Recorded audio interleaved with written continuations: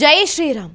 ನೀವು ನೋಡ್ತಾ ಇದ್ದೀರಾ ಟಿವಿ ವಿಕ್ರಮ. ನಾನು ಸೌಮ್ಯ ಸನಾತನಿ. ನಮ್ಮ ಟಿವಿ ವಿಕ್ರಮದ ಎಲ್ಲ ಕಾರ್ಯಕ್ರಮಗಳ ನೋಟಿಫಿಕೇಶನ್ ನಿಮಗೆ ಸಿಗಬೇಕಂತ ಹೇಳಿದ್ರೆ ನಮ್ಮ ಟಿವಿ ವಿಕ್ರಮ ಚಾನೆಲ್ ಅನ್ನು ಸಬ್ಸ್ಕ್ರೈಬ್ ಮಾಡಿ, ಹಾಗೆ ಬೆಲ್ ಬಟನ್ ಕ್ಲಿಕ್ ಮಾಡೋದನ್ನು ಖಂಡಿತ ಮರಿಬೇಡಿ. ಇದೊಂಥರ ಚೆನ್ನಾಗಿದೆ. ಸಿದ್ದರಾಮಯ್ಯನವರ ಆಟ ಬಹಳ ಚೆನ್ನಾಗಿದೆ. ಕುರ್ಚಿ ಗಟ್ಟಿ ಮಾಡ್ಕೊಳ್ಳೋಕೆ ಹಿಂಗೂ ಮಾಡಬಹುದು ಅನ್ನೋದನ್ನು ಸಿದ್ದರಾಮಯ್ಯ ಸಾಹೇಬರು ತುಂಬ ಚೆನ್ನಾಗಿ ತೋರಿಸ್ಕೊಟ್ರು. ಜಾತಿ ಗಣತಿ ಇದರ ಬಗ್ಗೆ ಜಾಸ್ತಿ ತಲೆ ಕೆಡಿಸ್ಕೊಂಡಿದ್ದು ಅಂದರೆ ಅದು ಕಾಂಗ್ರೆಸ್. 2024ರ ಲೋಕಸಭಾ ಚುನಾವಣೆಗೂ ಮುನ್ನ ರಾಹುಲ್ ಗಾಂಧಿ ಜಾತಿ ಗಣತಿಯ ವಿಷಯವನ್ನು ಎತ್ತಿದ್ರು. ಅದರಿಂದಲೇ ಸುಮಾರು 50-55 ಸ್ಥಾನಗಳಿಂದ 99 ಸ್ಥಾನಗಳನ್ನು ಗೆಲ್ಲೋದಕ್ಕೆ ಸಾಧ್ಯ ಆಯಿತು. ಕಾಂಗ್ರೆಸ್ ಪಕ್ಷದ ಮಜಾ ನೋಡಿ. ಇವರು ದೇಶದಲ್ಲಿ ಆಡಳಿತದಲ್ಲಿ ಇರಬೇಕಾದ್ರೆ ಸಮೀಕ್ಷೆಯನ್ನೇನೋ ನಡೆಸ್ತಾರೆ, ಆದರೆ ವರದಿಯನ್ನು ಮಾತ್ರ ಕೊಡೋದೇ ಇಲ್ಲ. ಕರ್ನಾಟಕದಲ್ಲೂ ಅಷ್ಟೇ. ಇದಕ್ಕೂ ಮೊದಲು ಕಾಂಗ್ರೆಸ್ನ ಸಿದ್ದರಾಮಯ್ಯ ಮುಖ್ಯಮಂತ್ರಿ ಇದ್ದಾಗಲೇ ಜಾತಿ ಗಣತಿ ನಡೆಸಲಾಗಿತ್ತು. ಜಾತಿ ಗಣತಿಯನ್ನು ಕೂಡ ನಡೆಸಿದರು, ಆದರೆ ಅದರ ವರದಿಯನ್ನು ಮಾತ್ರ ಇಲ್ಲಿಯವರೆಗೂ ಮಂಡಿಸಲೇ ಇಲ್ಲ. ಅಂದರೆ ಜಾತಿ ಗಣತಿ ಮಾಡ್ತಾರೆ, ಆದರೆ ಅದರ ವರದಿಯನ್ನು ತಮಗೆ ಬೇಕಾದಾಗ ಬೇಕಾದ ಹಾಗೆ ಬಳಸ್ಕೊಳ್ತಾರೆ ಅಷ್ಟೇ. ಈಗ CM ಸಿದ್ದರಾಮಯ್ಯ ಸಾಹೇಬರು ಮಾಡ್ತಿದ್ದಾರಲ್ವಾ, ಹಾಗೆ ಕರ್ನಾಟಕದಲ್ಲಿ ಹೊಸ ಆಟ ಶುರುವಾಗಿದೆ. ಸಿದ್ದರಾಮಯ್ಯನವರು ಕೆಲ ತಿಂಗಳ ಹಿಂದೆ ರಾಹುಲ್ ಗಾಂಧಿ ಹಾಗೂ ಖರ್ಗೆ ಸಾಹೇಬ್ರನ್ನ ಭೇಟಿ ಮಾಡೋದಕ್ಕೆ ದೆಹಲಿಗೆ ಹೋಗಿದ್ರು. ಆಗ ಸಿದ್ದರಾಮಯ್ಯ ಆಡಳಿತದ ಬಗ್ಗೆ ಖರ್ಗೆ ಹಾಗೂ ರಾಹುಲ್ ಗಾಂಧಿ ಸ್ವಲ್ಪ ಅಸಮಾಧಾನವನ್ನು ಹೊರಹಾಕಿದ್ರಂತೆ. ಆಗಲೇ ನಮ್ಮ DK ಬಾಸ್ ಹೊಡಿತು ಲಾಟ್ರಿ, ನನ್ನ ಸರದಿ ಬಂತು, ಸಿದ್ದರಾಮಯ್ಯನವರು ರಾಜೀನಾಮೆ ಕೊಡ್ತಾರೆ ಅಂತ ಸಂತೋಷ ಪಟ್ಟಿದ್ರು. ಆದರೆ ಎಲ್ಲವೂ ಉಲ್ಟಾಗಿದೆ. ಸಿದ್ದರಾಮಯ್ಯನವರು ರಾಹುಲ್ ಗಾಂಧಿಗೆ ಜಾತಿ ಗಣತಿ ಮೇಲಿರೋ ಪ್ರೀತಿಯನ್ನು ಅರ್ಥ ಮಾಡಿಕೊಂಡು ಆತುರದಿಂದ ಜಾತಿ ಗಣತಿಯನ್ನು ಮಾಡಿಸಿದ್ರು. ಅದನ್ನು ತಗೊಂಡು ಗುಜರಾತ್ಗೆ ಹೋಗ್ತಾರೆ. ಕಾಂಗ್ರೆಸ್ ಸಮಾವೇಶ ನಡೀತಾ ಇದ್ದಾಗಲೇ ಸಿದ್ದರಾಮಯ್ಯ ಜಾತಿ ಜನಗಣತಿಗೆ ರಾಹುಲ್ ಗಾಂಧಿಯಿಂದ ಸಾರ್ವಜನಿಕವಾಗಿ ಅನುಮತಿ ಪಡ್ಕೊಂಡು ಬರ್ತಾರೆ.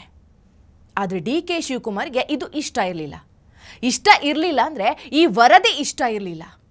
ಆದರೆ ಇನ್ನೊಂದು ಕಡೆ ರಾಹುಲ್ ಗಾಂಧಿ ಒಕ್ಕಲಿಗ ಹಾಗೂ ಲಿಂಗಾಯತ ನಾಯಕರನ್ನು ಸೈಲೆಂಟ್ ಮಾಡ್ತಾರೆ. ಯಾಕಂದರೆ ಕರ್ನಾಟಕದಲ್ಲಿ ಲಿಂಗಾಯತ ಹಾಗೂ ಒಕ್ಕಲಿಗ ಇದೆರಡೂ ಕೂಡ ಅತ್ಯಂತ ಪ್ರಬಲ ಸಮುದಾಯ. ಇವರನ್ನು ಯಾಕೆ ಸಮಾಧಾನ ಮಾಡಬೇಕಾಯಿತು ಅನ್ನೋದನ್ನು ಮುಂದೆ ಹೇಳ್ತೀನಿ. ಹಾಗೆ ಕಾಂಗ್ರೆಸ್ ಪಕ್ಷ ಏಪ್ರಿಲ್ 17ರಂದು ನಡೆಯುವ ಸಚಿವ ಸಂಪುಟ ಸಭೆಯಲ್ಲಿ ಇದನ್ನು ಚರ್ಚೆ ಮಾಡುವ ಪ್ಲಾನ್ ಇಟ್ಕೊಂಡಿತ್ತು. ಆದರೆ ಅದಕ್ಕಿಂತ 3 ದಿನ ಮುಂಚೆಯೇ ಈ ವರದಿ ಸೋರಿಕೆ ಆಗಿದೆ. ಇದು ರಾಜ್ಯದಲ್ಲಿ ಈಗ ಬೆಂಕಿ ಬೀಳೋ ಹಾಗೆ ಮಾಡಿದೆ. ರಾಜ್ಯದಲ್ಲಿ ಅಲ್ಲ, ರಾಜ್ಯ ಕಾಂಗ್ರೆಸ್ನಲ್ಲಿ. ಕರ್ನಾಟಕದ ರಾಜಕೀಯ ಇತಿಹಾಸವನ್ನು ನೋಡಿದರೆ ಇಲ್ಲಿ 2 ಜಾತಿಗಳು ಮುಖ್ಯವಾದದ್ದು. ಒಂದು ಲಿಂಗಾಯತ ಮತ್ತು ಮತ್ತೊಂದು ಒಕ್ಕಲಿಗ. ಈ ಜಾತಿಗಳು ಕರ್ನಾಟಕದಲ್ಲಿ ದೊಡ್ಡ ಮಟ್ಟದಲ್ಲಿದೆ. ಆದರೆ ಇಲ್ಲಿ ಸಿದ್ದರಾಮಯ್ಯ ಸ್ವತಃ ಕುರುಬ ಸಮುದಾಯಕ್ಕೆ ಸೇರಿದವರು. ಹಾಗೆ DK ಶಿವಕುಮಾರ್ ಅವರು ಒಕ್ಕಲಿಗ ಸಮುದಾಯದ ನಾಯಕ. ಲಿಂಗಾಯತ ಮತ್ತು ಒಕ್ಕಲಿಗ ಜನಸಂಖ್ಯೆಯನ್ನು ಹೆಚ್ಚಿದೆ ಅಂತಲೇ ಇಷ್ಟು ದಿನ ಇಡೀ ರಾಜ್ಯ ಅಂದ್ಕೊಂಡಿತ್ತು. ಲಿಂಗಾಯತ ಜನಸಂಖ್ಯೆ 17-18, ಒಕ್ಕಲಿಗ ಜನಸಂಖ್ಯೆ 13-14 ಅಂತ ಹೇಳಲಾಗ್ತಾ ಇತ್ತು. ಇದೇ ಕಾರಣಕ್ಕೆ DKಶಿ ನನಗೆ CM ಕುರ್ಚಿಯ ಹಕ್ಕಿದೆ ಅಂತ ಹೇಳ್ತಾ ಇದ್ರು. ಆದರೆ ಈ ಜಾತಿ ಗಣತಿಯ ಮೂಲಕ ಸಿದ್ದರಾಮಯ್ಯ ಎಲ್ಲ ಲೆಕ್ಕಾಚಾರವನ್ನು ಉಲ್ಟಾ ಪಲ್ಟಾ ಮಾಡಿದ್ದಾರೆ. ಈ ಜಾತಿ ಗಣತಿ ಡೇಟಾ ಪ್ರಕಾರ ಅದರಲ್ಲಿ ಅತೀ ದೊಡ್ಡ ಸಮುದಾಯ ಪರಿಶಿಷ್ಟ ಜಾತಿ, ಸುಮಾರು 18% ಇದೆ. ಎರಡನೇ ಅತಿ ದೊಡ್ಡ ಸಮುದಾಯ ಮುಸ್ಲಿಮರು, ಸರಿಸುಮಾರು 12% ಇದ್ದಾರೆ. ಅದರ ನಂತರ ಲಿಂಗಾಯತರು 12%ಕ್ಕಿಂತ ಕಡಿಮೆ. ಹಾಗೆ ಒಕ್ಕಲಿಗರು ಕೇವಲ 10% ಇದ್ದಾರೆ. ಇನ್ನು ಕುರುಬರ ಸಂಖ್ಯೆ 7% ಅಂತ ವರದಿ ಹೇಳುತ್ತೆ. ಈ ಜಾತಿ ಗಣತಿಯಿಂದ ಲಿಂಗಾಯತ ಹಾಗೂ ಒಕ್ಕಲಿಗ ಒಂದು ದೊಡ್ಡ ಸಮಸ್ಯೆಯಲ್ಲಿ ಸಿಕ್ಕಾಕೊಂಡಿದ್ದಾರೆ.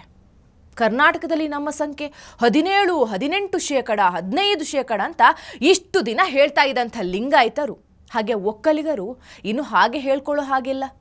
ಸ್ವತಃ DK ಶಿವಕುಮಾರ್ ಕೂಡ ನನ್ನ ವೋಟ್ ಬ್ಯಾಂಕ್ 18% ಒಕ್ಕಲಿಗರು ಅನ್ನೋ ಹಾಗಿಲ್ಲ, ಹೇಳಿಕೊಳ್ಳೋ ಹಾಗಿಲ್ಲ. ಅಂದರೆ CM ಸ್ಥಾನ ಕೊಡಿ ಅಂತಲೂ ಕೇಳೋ ಹಾಗಿಲ್ಲ. ಇನ್ನು ಎರಡನೇದಾಗಿ ಕೈಗಾರಿಕಾ ಸಚಿವರಾದ MB ಪಾಟೀಲ್ ಜಾತಿ ಗಣತಿಯನ್ನು ಅವೈಜ್ಞಾನಿಕ, ಇದನ್ನು ಹರಿದು ಬಿಸಾಕಬೇಕು ಅಂತ ಹೇಳ್ತಾ ಇದ್ರು. ಅಂದರೆ ಜಾತಿ ಗಣತಿಯಿಂದ ಕಾಂಗ್ರೆಸ್ ಕ್ಯಾಬಿನೆಟಲ್ಲಿಯೇ ದೊಡ್ಡ ಕಿತ್ತಾಟ ಶುರುವಾಗಿದೆ. ಅಲ್ಲದೆ ಜಾತಿ ಗಣತಿ ರಿಪೋರ್ಟ್ ಇಟ್ಕೊಂಡು ಮೀಸಲಾತಿಯನ್ನು ಮರುರೂಪಿಸುವುದರ ಬಗ್ಗೆ ಶಿಫಾರಸು ಕೊಡಲಾಗಿದೆ. ಇದರ ಬಗ್ಗೆ ಡೀಟೇಲ್ ಆಗಿ ಹೇಳುವುದಾದರೆ OBCಯ ಮೀಸಲಾತಿಯನ್ನು 32ರಿಂದ 51ಕ್ಕೆ ಹೆಚ್ಚು ಮಾಡಲಾಗುತ್ತೆ. ಜೊತೆಗೆ ಮುಸಲ್ಮಾನರ ಮೀಸಲಾತಿ 4% 8% ಹೆಚ್ಚಿಸಲಾಗುತ್ತೆ. ಇದು ಕೂಡ ಆ ರಿಪೋರ್ಟ್ನ ಶಿಫಾರಸು. ಅಂದರೆ ಸಿದ್ದರಾಮಯ್ಯನವರು ಮುಸಲ್ಮಾನರ ರಿಸರ್ವೇಷನ್ ಹೆಚ್ಚು ಮಾಡಿ ಮುಸಲ್ಮಾನರ ವೋಟ್ ಪಡೆಯುವ ಪ್ಲ್ಯಾನ್ ಮಾಡ್ತಾ ಇದ್ದಾರೆ. ಈಗ ಏಪ್ರಿಲ್ 17ರ ಸಚಿವ ಸಂಪುಟ ಸಭೆಯ ಮೊದಲು ಲಿಂಗಾಯತ ಹಾಗೂ ಒಕ್ಕಲಿಗ ಸಮುದಾಯದ ಒಂದು ದೊಡ್ಡ ಸಭೆಯನ್ನು ಕರೆದಿದ್ದಾರೆ. ಈಗ ಇನ್ನೊಂದು ಮಜಾ ಏನು ಗೊತ್ತಾ?